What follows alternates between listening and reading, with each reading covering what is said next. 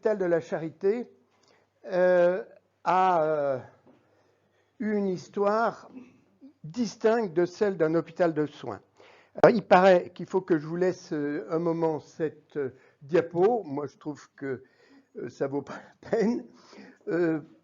Pour ceux qui ont la chance de ne pas me connaître, moi, j'ai eu deux vies. Une vie médico-hospitalière et une autre vie qui est actuellement ma vie principale, c'est d'être guide conférencier.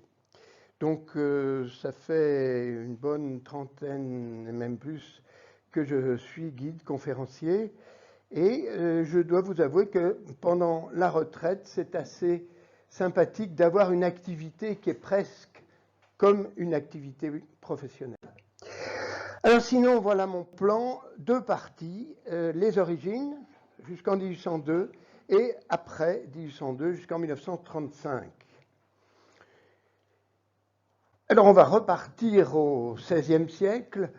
Vous savez, on se plaint beaucoup du temps et il y a deux sortes de populations actuellement. Il y a les habitants des villes qui sont très contents d'avoir du soleil ou du moins un temps relativement sec. Et puis les habitants des campagnes qui sont catastrophés parce qu'il ne pleut pas du tout depuis des semaines et des semaines.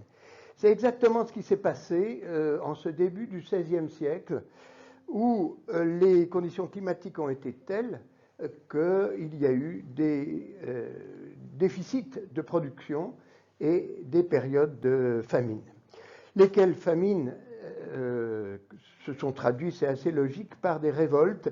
Et dans l'histoire de Lyon, il y a une révolte qu'on appelle la Grande Rebenne. Rebenne, c'est un mot de patois lyonnais qui veut dire révolte, qui a été actée par ce monsieur, Symphorien Champier, qui était un médecin d'ailleurs, qui habitait dans le quartier des Cordeliers, dans la rue de la Bourse actuelle, et dont la maison a été pillée par les révoltés. Parce qu'il avait eu la mauvaise idée de penser et de dire que finalement, s'il y avait des riches et s'il y avait des pauvres, c'était Dieu qui l'avait décidé ainsi, et que les pauvres devaient rester pauvres et que les riches pouvaient rester riches. Alors évidemment, les gens qui étaient en train de crever de faim dans la rue n'ont pas apprécié, et sa maison a été pillée, donc ça ne lui a pas laissé un bon souvenir. En tout cas, la bourgeoisie lyonnaise a été frappée par cette affaire. Alors il est vrai que à l'époque, on est dans une période de transition, c'est la fin du Moyen-Âge, c'est le début de la Renaissance, c'est une certaine époque moderne, et l'assistance aux pauvres qui était faite habituellement par des institutions charitables et en particulier religieuses, eh bien, a tendance à tomber en désuétude et était globalement mal organisée. Je vais vous montrer un certain nombre d'illustrations et d'une manière globale, je vous en reparlerai à la fin, beaucoup d'illustrations sont en fait des vitraux du grand maître verrier lyonnais du début du XXe siècle, fin 19e, début 19e, qui est Lucien Bégulle. Et vous avez ce très beau vitrail qui se trouve à Saint-Nizier, qui raconte comment la confrérie de la Trinité distribuait, vous voyez, très régulièrement du pain aux pauvres. Entre parenthèses, je vous signale qu'à Notre-Dame-des-Marais, petite église qui se trouve dans une petite ville qui se trouve pas loin, vous avez la première œuvre de Lucien Bégulle dans la chapelle des fonts baptismaux. Alors sinon, les autres illustrations, eh bien, j'ai la chance de connaître un descendant de Lucien Bégulle et il m'a envoyé de la documentation. En l'occurrence, ce sont des vitraux qui étaient dans la chapelle de la Charité, lequel tout a été démoli, et la chapelle et les vitraux.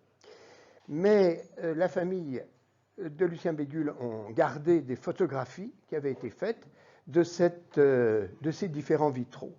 Et Bégule raconte l'histoire de cet hôpital de la Charité.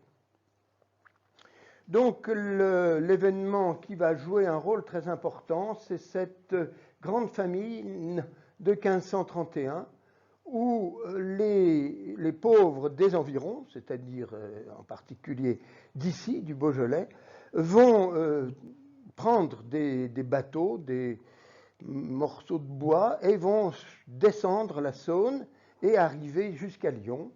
Et ils vont demander aux bourgeois lyonnais de les nourrir. Ce qui est intéressant dans ces vitraux, donc qui racontent l'histoire de ces radeaux qui descendent la Saône, c'est toujours mis dans un contexte lyonnais. Lucien Bégule s'intéressait beaucoup à l'histoire locale et comme on sait que ces pauvres gens ont été reçus sur le bord de la Saône au niveau de l'hôpital Saint-Laurent, donc de l'autre côté de la Saône, eh bien, vous avez Ainay que l'on reconnaît dans le fond. Alors, ils vont être nourris par la Charité lyonnaise dans les différentes structures qui existaient à l'époque, que ce soit les couvents donc des Cordeliers, des Jacobins, la commanderie des Chevaliers de Saint-Jean de Jérusalem, qui était la commanderie de Saint-Georges, à l'emplacement de l'église Saint-Georges actuelle, et puis l'hôpital de la Chana. À l'époque, on dit Chanal, maintenant on dit Chana. La montée de la Chana existe toujours. Et puis, il faut quand même les loger, si l'on peut dire, et ils vont être logés sur ce qu'on appelait le plat d'Ainay, c'est-à-dire sur la rive droite, au niveau d'Ainay. Mais, si vous voulez, et ça va être récurrent, l'assistance n'est pas gratuite. C'est que, partant du principe que l'oisiveté est la mère de tous les vices, eh bien, ces gens vont être récupérés, du moins les valides, pour travailler. Et c'est le moment où on construit les fortifications de Lyon, en particulier celles de la Croix-Rousse, et donc on va les employer comme main-d'œuvre, en somme, gratuite. Alors voilà un tableau du 19e siècle qui vous montre cette quarantaine. La rue dite de la Quarantaine existe toujours à Lyon, elle est parallèle à la Saône. Là, vous passez, vous avez la sortie du tunnel de Fourvière, exactement à cet endroit-là. Donc vous êtes passé obligatoirement sur le pont à l'emplacement de ce vieux pont en bois, et qui, à l'époque de 1840, servait à descendre la terre qui se trouvait en haut vers Saint-Just. C'est pour ça que le pont est incliné, parce qu'avec des brouettes, on descendait la terre jusqu'à Perrache. C'était le moment où il y avait les travaux au niveau de ce qu'on appelle Confluence. Cette quarantaine qui existe depuis longtemps, vous savez, quarantaine, ça ne veut pas dire 40 jours. Et on a ces derniers temps très mal utilisé le mot quarantaine. 40 est le chiffre symbolique dans la Bible d'une attente. C'est pour ça que vous pouvez avoir 10 jours, 20 jours, 30 jours de quarantaine.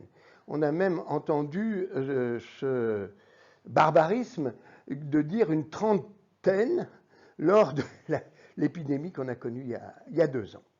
Donc cet hospice de la quarantaine existait depuis au moins le Moyen-Âge, mais il venait d'être reconstruit au début du XVIe siècle, et notamment par Thomas Gadagne, et qui a été un grand bienfaiteur, entre autres, de la ville. Ça s'intègre dans une réflexion globale, européenne, sur l'assistance aux pauvres. Et je me permets de vous rappeler qu'à l'époque, il n'y a pas de sécurité sociale, il n'y a pas de RTT, il n'y a pas de congé, etc., etc. Soit vous pouvez travailler, et à ce moment-là, vous gagnez un peu d'argent et vous pouvez manger, soit, si vous ne pouvez pas travailler, eh bien, vous n'avez plus d'argent et donc vous mourrez de faim. Tout le monde n'est pas rentier. Et on a du mal à imaginer la violence que ça peut être du jour au lendemain de quelqu'un qui éventuellement tombe malade ou a un accident. Et on a dans toute l'Europe un certain nombre de gens qui réfléchissent sur la question. Et ce qui est intéressant, c'est que ce monsieur qui n'est pas vraiment connu, qui s'appelle Vives, Juan Luis Vives, écrit un livre qui s'appelle de la subvention des pauvres.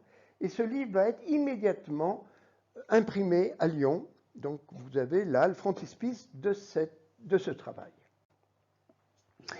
En tout cas, les bourgeois, une certaine quantité de bourgeois lyonnais, vont se réunir pour savoir comment faire, et ils vont créer une association qu'on va appeler l'Aumône Générale, et qui est une spécificité lyonnaise à l'époque, mais qui va être copiée dans tout le royaume, parce que ça va être tout à fait révolutionnaire.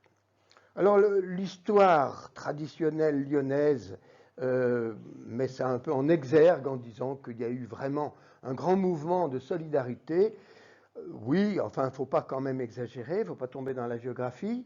Il y a eu des gens qui étaient assez contre toutes les différentes associations, si vous voulez, pour ne pas dire les clubs-services, qui avaient un peu le monopole du secours aux pauvres, vont ne pas être très très contents de la création de cette aumône générale. Donc au bout d'un certain temps, eh bien, ceux qui sont réticents, eh bien, on va les obliger à payer une certaine quantité. Alors sinon, l'œuvre va être de l'accueil des enfants d'emblée, et ça c'est quelque chose qui sera une grande spécialité de ce qui deviendra plus tard l'hôpital de la Charité. Donc c'est l'accueil des orphelins, donc dans les différents établissements. Les garçons étant donc dans cet établissement de la Chana qui était au pied du château Pierre-Cise, vous avez la Saône qui est ici, et le rocher des Pierre-Cise existe toujours, et la montée de la Chana est une montée qui permet de passer au pied de ce rocher. Les filles, elles, c'est à Sainte-Catherine des Terreaux, et donc les autres, la distribution de pain, d'une petite somme d'argent, ça se fait dans les autres lieux de Lyon. D'emblée, il va y avoir un problème, il y a les Lyonnais et les autres. Alors les Lyonnais, les pauvres Lyonnais, la bourgeoisie lyonnaise est assez d'accord pour les prendre en charge. Par contre, ceux qui ne font que passer vont être beaucoup moins assistés. Lyon est une ville, dès cette époque-là, qui est à la fois une zone de transit, bien sûr, sur les grands axes routiers, mais c'est aussi une ville industrieuse. On a déjà toute une série, non pas d'industrie, mais d'artisanat lyonnais, en particulier l'imprimerie. Vous savez que pratiquement Lyon est une des capitales européennes de l'imprimerie à cette époque-là. Et puis, pas encore maintenant, mais bientôt, ça va devenir la grande capitale, bien sûr, du tissage. Alors, on va mettre en place une administration qui sont un passage obligatoire, si vous voulez, dans le cursus honorum de la bourgeoisie lyonnaise, pour pouvoir être un jour échevin de Lyon, c'est-à-dire quelque chose de très prestigieux, qui en plus permettait l'anoblissement, eh bien, il faut passer par ce conseil d'administration de cette aumône générale. Alors encore une fois, les pauvres, on veut bien les accueillir, mais il faut qu'ils travaillent. Et alors il y a des manières de travailler qui peuvent sembler tout à fait étonnantes. Quand une famille riche voulait donner à un membre de sa famille un enterrement pompeux, eh bien on recrutait des enfants de l'aumône générale pour suivre le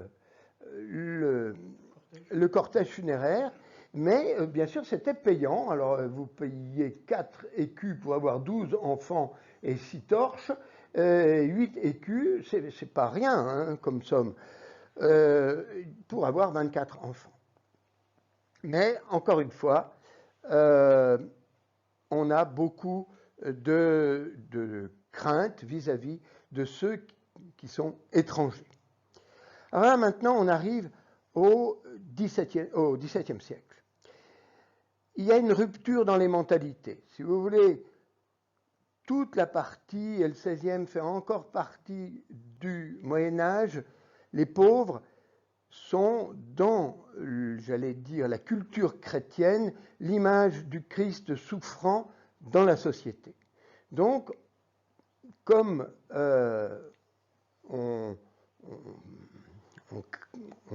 pense à la passion du Christ, les pauvres vivent dans leur chair une sorte de passion, l'équivalent de la passion du Christ. Brutalement, au XVIIe siècle, les choses vont changer. Peut-être l'évolution culturelle de l'Europe de l'époque, par des gens, par exemple, comme Descartes, où on va donner beaucoup d'importance à la raison, au doute, etc., les pauvres sont considérés, grosso modo, comme des fainéants. Et dans l'ensemble de la France, on va voir tous ces gens-là comme des parias de la société. Et on va mettre en place, ça mettra une partie du XVIIe siècle, ce qu'on a appelé, ce que le psychiatre Foucault a appelé le grand renfermement. La date de 1614 pour Lyon est intéressante parce qu'il faut savoir qu'à la même époque, exactement en 1612, la reine de France, Marie de Médicis, crée la Pitié à Paris, qui plus tard deviendra l'établissement de la Pitié-Salpêtrière. Donc l'hôpital existe toujours.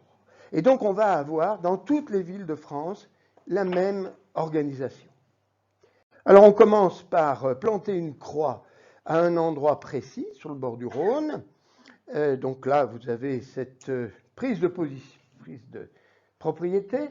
Vous avez en arrière-plan, le Rhône est derrière vous et en arrière-plan vous avez le groupe cathédral avec Saint-Jean. Et puis peu de temps après, on va planter la première pierre, poser la première pierre. Alors cette fois-ci, le point de vue est de l'autre côté. Et à l'arrière-plan, vous avez le pont de la Guillotière.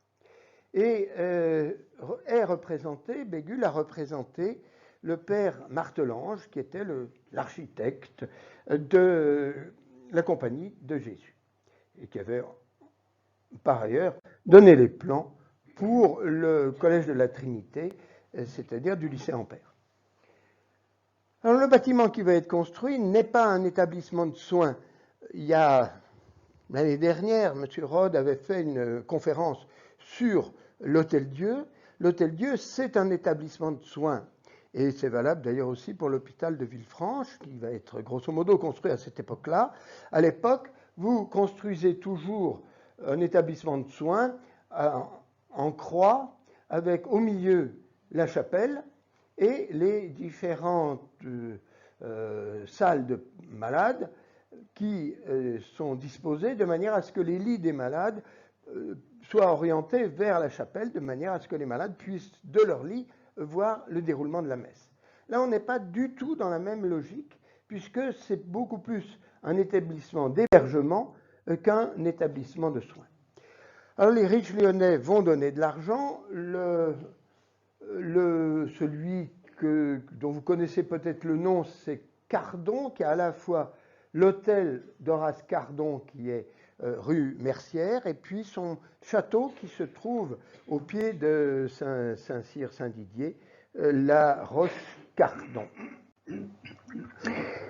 Alors ces bâtiments sont construits, étant terminés en 1722, on va déménager les pauvres qui étaient restés sur la prairie de l'hôpital de Saint-Laurent.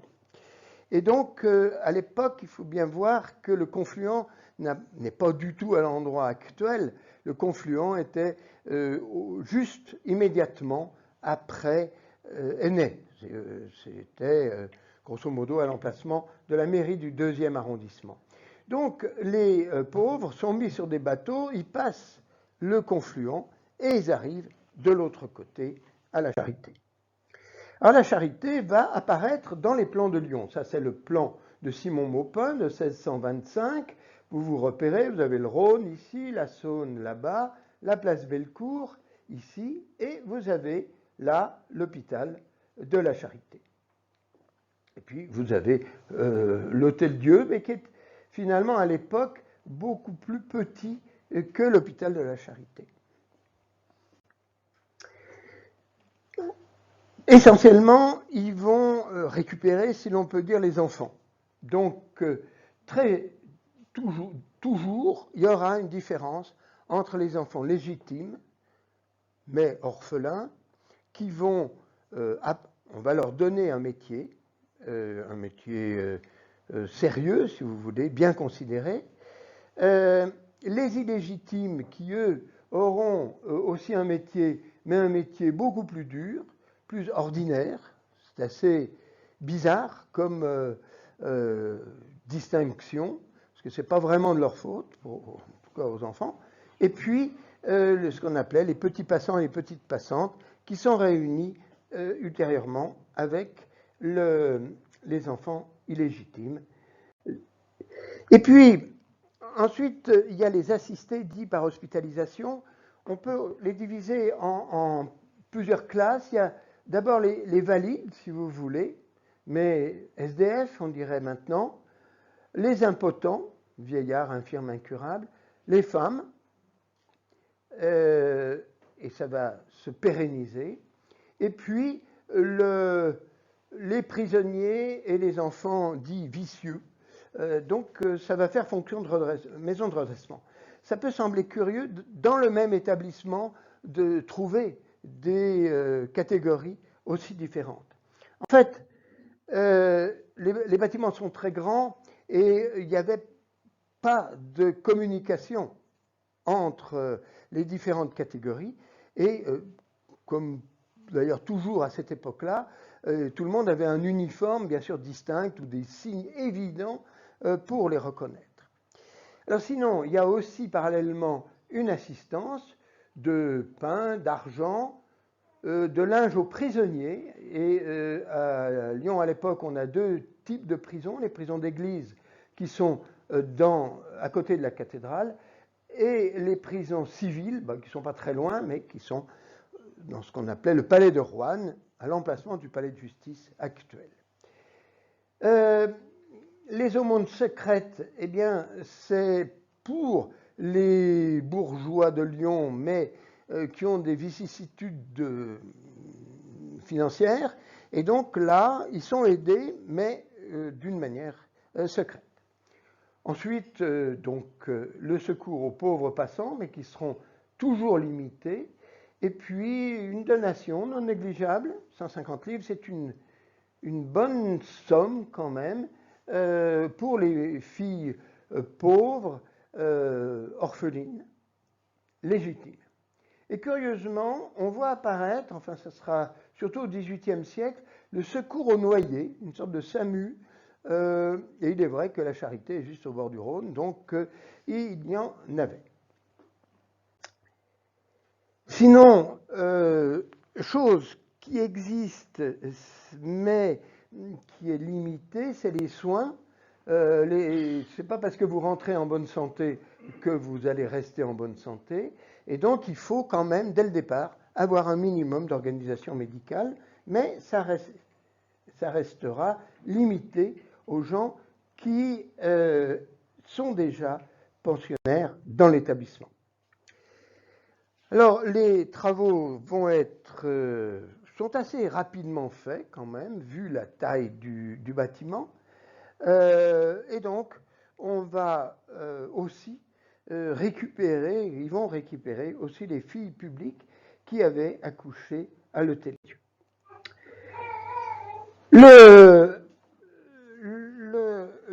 Lyon se caractérise par cette époque par la multiplicité des vœux. Alors c'est un des vœux qui n'a rien à voir avec les autres vœux du 8 décembre ou du 8 septembre. Là, c'était le mercredi après Pâques, les recteurs de la Charité et les enfants et les pauvres montaient à Fourvière, et Bégules représente l'aspect de Fourvière tel qu'il était au XVIIe siècle. Vous voyez, ils sont tous à la queue leu-leu, et ça devait être tout à fait impressionnant, parce que c'est des centaines et des centaines de personnes. Alors voilà le bâtiment tel qu'il était. Cette belle gravure du XVIIe siècle nous montre l'aspect des bâtiments. Donc vous avez l'actuelle rue de la Charité qui est là, la place Bellecour étant ici, et donc on va construire un damier avec des arcades pour ce qui est de la cour principale, et puis, ce qui est logique à l'époque, parallèlement, on construit une église. D'ailleurs, on a attendu la fin de la construction de l'église pour vraiment, ou du moins l'église soit utilisable pour faire rentrer les premiers patients. Et ce qui va être jusqu'à la nuit du 4 août un bien important pour la Charité, c'est qu'elle reçoit la baronnie de Saint-Trivier sur Moignan, donc Saint-Trivier-en-Dombes, qui n'est pas loin d'ici. Il faut savoir que c'est quelque chose qui était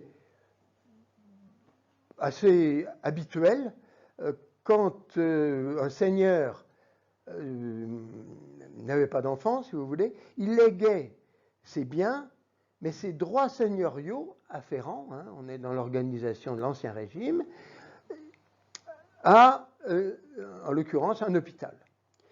Ce qui fait que, et ça c'est quelque chose sur lequel qu'on a trop vite oublié, c'est que la nuit du 4 août, pour tous les établissements hospitaliers, la nuit du 4 août 1789 a été une catastrophe, parce que brutalement, du jour au lendemain, le législateur a supprimé les ressources financières que pouvaient avoir les hôpitaux. Alors, ce sont deux administrations différentes, deux bâtiments différents. L'Hôtel-Dieu, d'une part, qui reçoit les malades, et d'autre part, l'aumône générale. Et alors, ce que j'avais trouvé un peu amusant, c'est que, bon, les conflits étaient récurrents, et qu'en 1651, les recteurs en ont tellement marre qu'ils menacent de libérer leurs 1600 pauvres enfermés de les jeter à la rue, pour que le consulat prenne conscience qu'il faut augmenter le budget hospitalier. Ça a marché. Sinon, on construit ce qui reste, la seule chose qui reste de cet hôpital, c'est le clocher. Il y a une légende lyonnaise qui veut que le dessin ait été fait par le Bernin. Bon, non, c'est très probablement une légende. En tout cas, dans cette chapelle, dont je vous montrerai les photos tout à l'heure, sera enterré le cardinal archevêque de Lyon, qui était le frère du duc de Richelieu, du ministre. Mais encore une fois, on réitère l'injonction que les pauvres passants non lyonnais doivent quitter la ville. Et l'aumône générale a ce qu'on appelait des chasse-gueux ou des chasse-pauvres qui étaient soit aux portes de la ville, soit qui patrouillaient dans la ville pour expulser les non-lyonnais. À partir de 1699, on va renforcer le côté soins et on va recevoir des sœurs qui viennent de l'Hôtel-Dieu et qui sont donc reçues. Lorsque Bégulle a fait ce vitrail dans les années 1890, la Charité existait toujours, donc il peut sans problème copier à l'époque l'aspect des arcades qui sont derrière. Ça nous donne un bon aspect. Alors voilà, au XVIIIe siècle, les enfants qui dépendent de la Charité, vous voyez, il y en a pratiquement 1000. Ça ne compte pas, ce sont les 1000 qui résident dans Lyon, dans les différents établissements. Ça ne compte pas les enfants qui sont placés, et ça va être, par exemple ici, une ressource non négligeable pour les familles des environs de Lyon qui vont recevoir des nourrissons payants, bien sûr, et qui viennent soit d'établissements comme la Charité, soit de familles lyonnaises. En tout cas, les cardinaux sont, on dirait, les cardinaux archevêques de Lyon sont plus ou moins présidents nés du conseil d'administration, et donc ils vont, en l'occurrence là au milieu du XVIIIe siècle, donner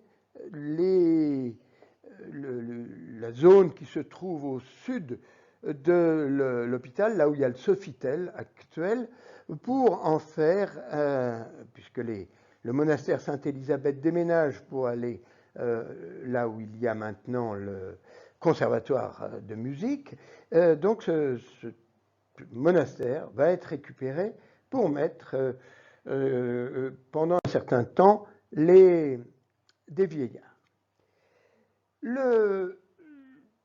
D'une manière chronique, la Charité a des soucis financiers et, comme d'ailleurs l'Hôtel-Dieu pour d'autres ponts, la Charité fait construire 2 ponts. D'une part, le pont d'Ainay, qui est en face de l'abbaye, qui était en face de l'abbaye d'Ainay, et puis un autre pont qui est en dehors du plan, qui est le pont de Serein. Vous avez là, vous reconnaissez la Saône, là où il y a le conservatoire actuellement, là vous avez les subsistances, vous avez la Drac, et bien sûr ces ponts, il y a un péage, et ça va être une manière très importante pour l'hôpital de la Charité de récupérer de l'argent.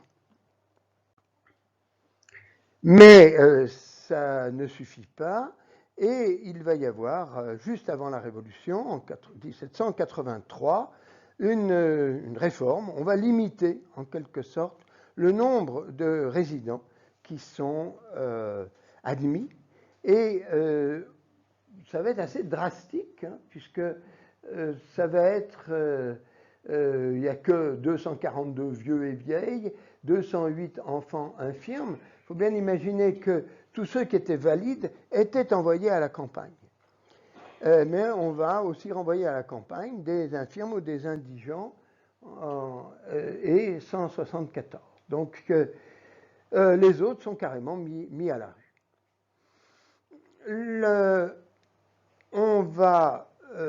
Il va y avoir une discussion avec l'Hôtel-Dieu pour savoir si on récupère les nouveau-nés et les enfants en bas âge. Ceux qui étaient jusqu'alors gardés à l'Hôtel-Dieu mais qui étaient en bonne santé vont être transférés à la Charité, alors que les enfants infirmes vont demeurer dans l'établissement. Il y a eu un micmac avec l'État. C'est toujours, les relations avec l'État sont toujours difficiles. Et l'État va récupérer, et les bâtiments existent plus ou moins toujours, le long de la rue Sainte-Hélène, au sud, côté sud. Les bâtiments vont servir de ce qu'on appelle de douane et d'endroits où il est obligé, quand on arrive à Lyon, de stocker le matériel. Je vous le signale parce que le bâtiment existe toujours, les cours existent toujours, et c'est assez intéressant d'aller au coin de la rue. Vous avez le train bleu, je ne sais pas si ça vous dit quelque chose, et puis un peu plus loin vers le Rhône, vous avez ce bâtiment de la nouvelle douane par opposition à l'ancienne qui était à Saint-Paul. Alors là, on arrive à la Révolution. Donc, le patrimoine avant la Révolution est non négligeable, si vous voulez, en particulier les domaines autour de Saint-Trivier. Il y avait notamment le perron,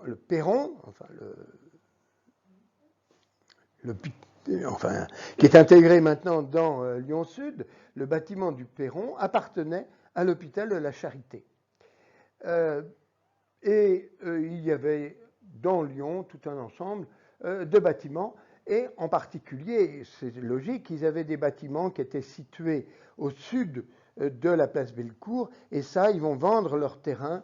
Ces terrains seront ultérieurement vendus à la compagnie Perrache pour construire tout le quartier autour de la gare de Perrache. Alors là, la nuit du 4 août va être catastrophique, et les recteurs démissionnent tous. À l'Hôtel-Dieu, ils font la même chose, parce que l'État n'a absolument pas prévu, c'est pas la première fois, la dernière fois malheureusement, l'État n'a absolument pas prévu le financement de l'établissement. À l'époque, vous voyez, on a un chiffre de 7000 enfants qui dépendent de la charité, dont plus 670 orphelins, septuagénaires, femmes enceintes, etc., et puis 86 employés. Alors on va réunir à partir de 1787 les deux administrations de la Charité et de l'Hôtel-Dieu. À ma connaissance, je ne voudrais pas vous dire de bêtises, mais de mémoire, il n'y a pas d'autres établissements hospitaliers dans Lyon à l'époque. Ce sont les deux seuls établissements. Tous les autres que vous pouvez connaître sont des créations postérieures. Et donc sont créés ce qu'on appelle toujours les hospices civils de Lyon en 1802. Et donc là, ça va devenir un établissement de soins. Entre-temps, le pape Pie VII va passer par Lyon et il est reçu par le cardinal Fesch dans l'Hôtel-Dieu, dans la Charité. Et ça, c'est toujours un vitrail qui était dans l'église. Alors là, maintenant, ça va devenir progressivement, mais ça va se faire progressivement, un établissement de soins. Et on va établir, ça existait déjà à l'Hôtel-Dieu, d'ailleurs on peut toujours les voir, un tour, c'est-à-dire que par une nuit sans lune, quelqu'un mettait un bébé dans un tour, vous voyez bien ce que ça veut dire, et on sonnait une cloche et la personne partait, et sauf que la bonne sœur ou le préposé au tour, il devait parfois somnoler, et il y avait dans ces tours une mortalité de l'ordre de 50%. C'est-à-dire que dans un cas sur deux, le lendemain matin, on trouvait un enfant mort. Donc ça a été supprimé. Par contre, ce que j'ai trouvé plus comique, c'est qu'il y avait une cloche pour prévenir qu'on avait mis un enfant, et juste en face de l'endroit où c'était, vous avez toujours le café qui s'appelle La Cloche. Peut-être quand vous étiez étudiant, vous avez bu un coup dans ce café qui était face à l'entrée de la Charité. Alors là, maintenant, ça devient un établissement de soins, donc ça demande du personnel soignant, et on va nommer un médecin pour la Charité, qui est pris d'ailleurs parmi les titulaires de l'Hôtel-Dieu, et un chirurgien-major qui est, lui, beaucoup plus permanent. Alors, vous savez, c'était cette époque bénie où les médecins étaient les supérieurs des chirurgiens, ça a peut-être un peu changé. Mais donc, le médecin, il passait de temps en temps, et le chirurgien, lui, il était permanent. Et il était aidé, parce qu'il faisait aussi des accouchements, il faisait un peu tout, il était aidé par des garçons chirurgiens qui étaient en fait le plus souvent d'anciens pensionnaires qui avaient été sélectionnés pour servir de garçons chirurgiens. Il y avait une sorte d'auto-fonctionnement. Et puis, toujours pour des raisons financières, une partie de la partie qui donnait sur ce qui est maintenant la place Antonin-Poncet, mais qui s'appelait à l'époque la place de la Charité, tout ce bâtiment-là va être loué pour faire un hôtel, l'hôtel dit de Provence, qui était un hôtel très connu à l'époque. Alors voilà l'aspect dans les années 1840 de Lyon, quand vous arriviez par la Guillotière, vous aviez bien sûr le pont de la Guillotière, l'Hôtel-Dieu, les bâtiments ici qui existent plus ou moins toujours, et puis vous voyez cette grande façade de la Charité avec son clocher. Donc, progressivement, ça devient un établissement de soins qui, très logiquement, va être spécialisé dans la pédiatrie et dans la gynécologie obstétrique, puisqu'ils ont récupéré, sinon depuis toujours, ils avaient récupéré des enfants et des femmes. Voilà le plan. Alors, il y a maintenant un travail qui est fait pour le transformer en hôpital. Donc, on va forer un puits, l'eau n'est pas bien loin dans Lyon. On met à la buanderie, on met une machine à vapeur, etc. Il y a l'éclairage au gaz qui est installé et même des ventilateurs dans la salle des filles en couche. C'est en 1887 que l'on va construire une sorte d'annexe qui est l'hôpital de Gien, qui est fait pour les enfants. Et Bégulle, quand Bégulle travaille, c'est exactement à la même époque, puisque les vitraux ont été faits dans les années 1890. Donc il représente cet établissement de Gien et qui s'appelle René Sabran, hein, et vous avez représenté, cet ange en fait représente le visage de la petite René Sabran. Donc voilà, on arrive maintenant au XXe siècle, il y a 700 lits à la Charité et un service de 180 berceaux.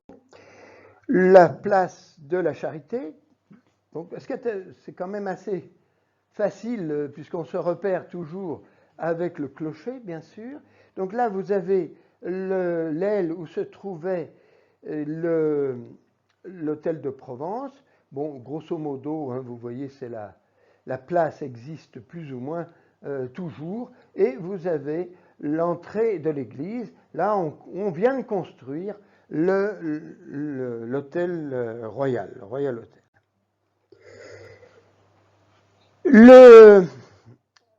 Le vitrail qui se trouve au-dessus de l'entrée a un thème, bon, qui a disparu aussi, a un thème récurrent dans Lyon. On retrouve la même thématique à Fourvière. C'est les deux charités lyonnaises.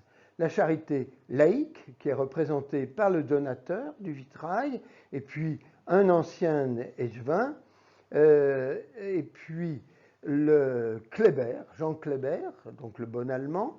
Et de l'autre côté, c'est la charité religieuse, avec le cardinal Alphonse de Richelieu, l'archevêque Camille de Neuville, qui était là au XVIIe siècle, et puis un chanoine de Lyon.